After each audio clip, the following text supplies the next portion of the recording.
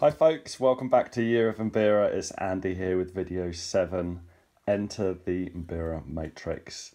So this video is accompanied by a really fascinating set of graphics. When you get access to those ones and take a look, they'll probably look quite overwhelming to you. There's lots of information, but just be reminded, this is a visual representation of everything that you've got in your hands now through having covered all the material that we've got to so far. And in this video, I wanted to, because it's so complicated what we end up looking at there, I wanted to give you some really simple applications of it. So you can start to see how you've got it in your hands, and maybe little tweaks and twists you can make to start exploring and diving into the Mbira Matrix. Awesome. So what I'm going to begin with is a demo of Nemu Musasa Yematare. Is the variation that's sometimes known as Nemu Musasa Yapasi, but I use Yapasi as Forward Quenda does to refer to the progression 5 variation. It means Yapasi from the ground up or from the earth, and he uses that language to refer to that variation in progression 5 being of the ancestors, a more ancient variation, whereas the people that use that language for the progression 4 variation, they're talking about this movement here from the ground up. Awesome. Okay, so let me just play that and then we'll see how it relates to our fascinating graphics.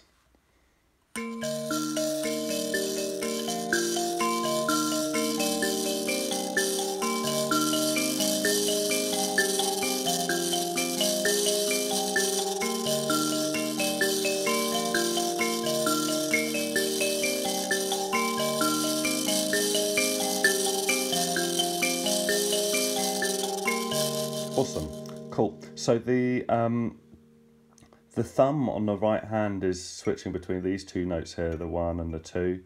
For the first 5 chords, we're on note 1. 6th chord, we're on note 2. 7th chord, we're on note 1. And the last 5 chords, we're on note 2. And that movement there is matched up by the left thumb, either coming in from here on note 1s or here, note 2s. So we've got this going on, mirrored, note 1s in the right left hand and note 2s, that 2-note pattern. And I've picked out the 2-note pattern in the graphic so you can see that we find it in different positions for all of our different progressions. And I just wanted to revisit this variation. We looked at it in video 8 in the deep dive, and make some little tweaks just so you can see how we could pick out the 3-note pattern. And then I'm going to look at different tuning and different songs as well to show how these shapes move around on different in different progressions and on different tunings. Awesome. So if I was to play instead of the index finger pattern up here, if I was to play instead of that the 3-note pattern, it would be on notes 4, 5 and 6. Let's see what that sounds like.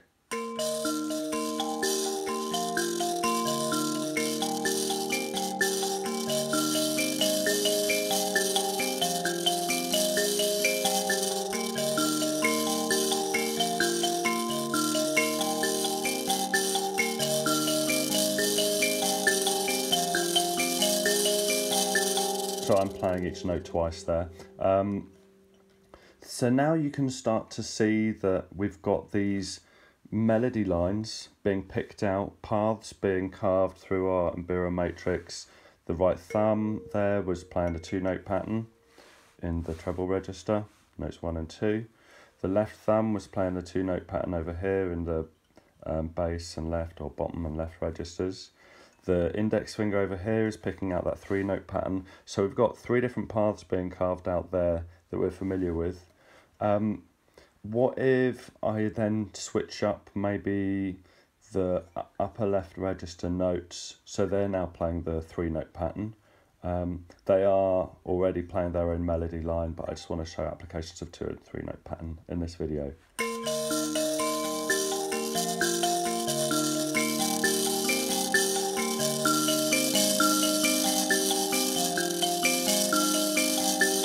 So our chord 7s, instead of this, just become this. And that adjustment turns this pattern up here into an expression of the 3-note pattern. So we've got 2-note pattern here, 2-note pattern here, 3-note pattern here, 3-note pattern up here now. What if we pop the 3-note pattern down here? We'll end up with 1, 2, 3, 4, 5 kind of melody lines, 5 paths being carved through our Mbira matrix, all stacked together.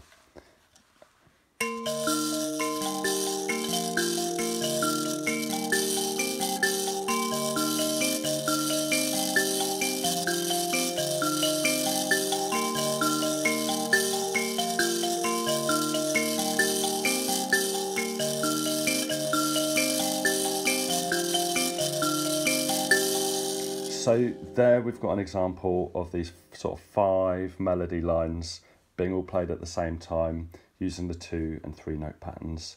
But on in different progressions, those 2 and 3-note patterns slide around. They might sort of span across awkward places, so you wouldn't be able to play them that easily. Let's shift up to progression 7. Our 2-note pattern would be up here in the treble register, notes 4s and 5s, and our 3-note pattern would be all the way up here, 7s, 1s and 2s, and we can't really do this movement comfortably. I'm sure some players out there might want to have a go, and you're more than welcome, but what happens if we switch it to a different register where it's easier to play? Here, over here in the upper left, we've got 4s and 5s, nice, and 7s, 1s and 2s. So we could maybe pick out something here rather than over here. And we've got 7s, 1s and 2s, 7s, 1s and 2s here as well. So this ends up being like a transposed variation of what the left hand is doing in that Nomu Musasa Yamotare. I'm going to play the 2-note pattern on beat 1 of each chord, and this low-high movement on beats 2 and 3 of each chord, moving 3-note pattern on beats 2 and 3. So we end up with note 4 being played on the first 5 chords, then note 5, back to note 4, and note 5 on the last 5 chords. So there we've got an expression of the 2-note pattern. We end up with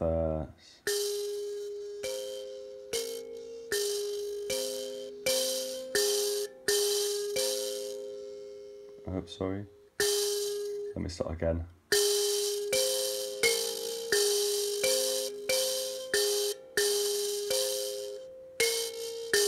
There we go, I found it. Up here, 3-note pattern, and then 3-note pattern here. Where are we going?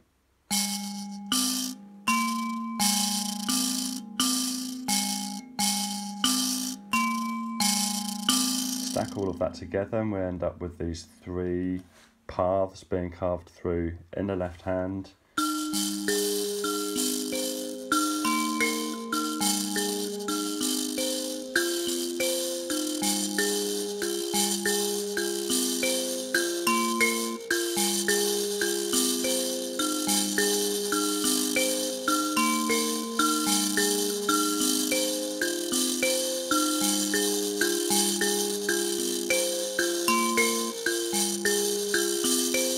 So there's an example of 2-note pattern, 3-note pattern and 3-note pattern again being stacked together in the left hand.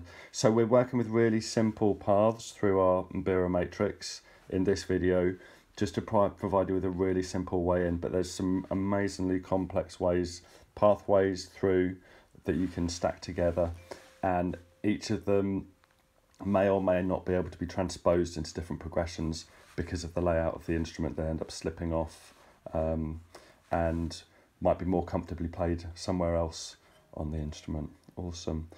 Here's another idea for you. I've got two more things I wanted to share with you. What happens if we use that 2 and 3 note pattern up here in this upper left register? And then I'm going to show you a 2 note pattern and another tuning, another progression, and it sounds beautiful. So we've got notes 4s and 5s for our 2 note pattern in progression 7, and 7, 1 and 2 for our 3 note pattern. What happens if I play 2 note pattern on beat 1 and 3 note pattern on beat 3? We'd end up with something like this.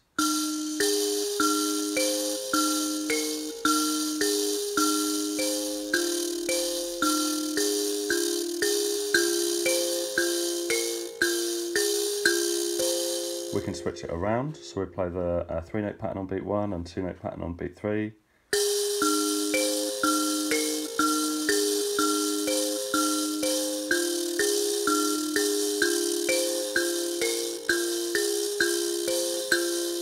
And you could use that kind of as a foundation for doing some like bouncing pairs, just to jazz things up a little bit. I'm going to pop this against the right hand. I don't know exactly what I'm going to play, but during each chord I'm going to be playing notes from the 2 and 3 note patterns.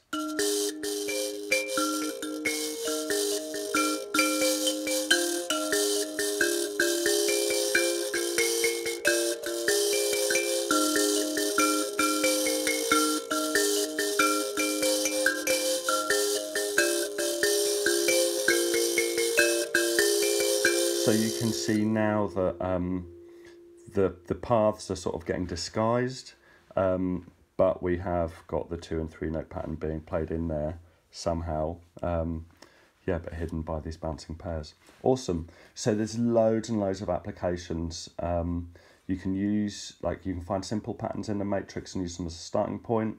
And then it might be that you liked that, but you kept on hitting note 6 and you're like, oh, what happens if I include that?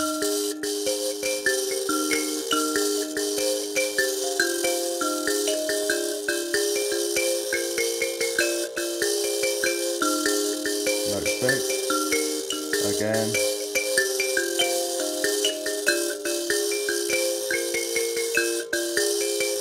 Cool, so yeah, I just added note 6 in there during chord 2s a couple of times. I'm going to move over to a different tuning, and yeah, this matrix looks overwhelming, but it's just a visual representation of material that you've already got in your hands, and by representing it differently in a new way, new patterns might emerge that you can find in your playing, start stacking together, and yeah, approach your Mbira playing differently. So I'm going to play in progression 2 now, and our 3 note pattern ends up in this register being down here.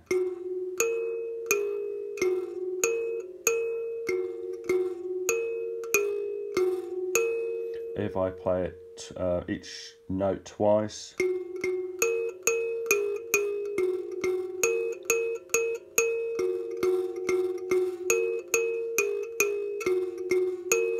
maybe it doesn't sound too rewarding, pop it against some exploration in the chords over here.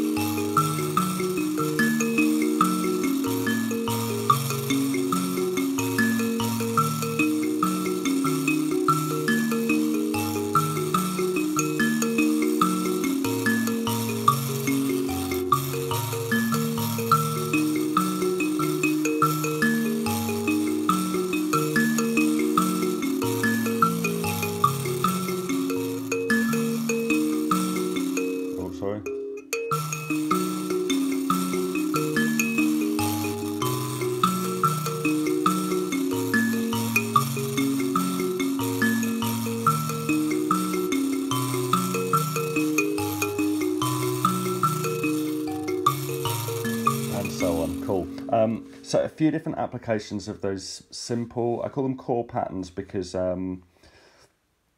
this might be a bit complicated for some of you. If you look at the first page where I've got progression 1 and Mbira Matrix shown, I've extracted 2 sort of sections, and each section shows kind of like the full pattern that's repeated. But from, if you imagine the first example is this, the second example is this. It's the same pattern, but just sort of like grabbed from here or grabbed from here. And they've both got this rotational symmetry. And at the center of each of them is these 3 and 2 note patterns. But rather than thinking that like this or like this, it might be more accurate to think of it like this. We've got like think of a cylinder that you can wrap this around, and those 2 and 3 note patterns fall directly sort of opposite of each other. So yeah, we can represent our cylinder like that, or I can't really show you. Yeah, the other side of my hand's over here. Nice. Cool. Have a little exploration with 2 and 3 note patterns, or see if you can find, like you'll see the cascades in there. They're quite, these sort of diagonal lines. You'll see them, they sort of leap out at you. What other strong features can you see, or is there something hidden?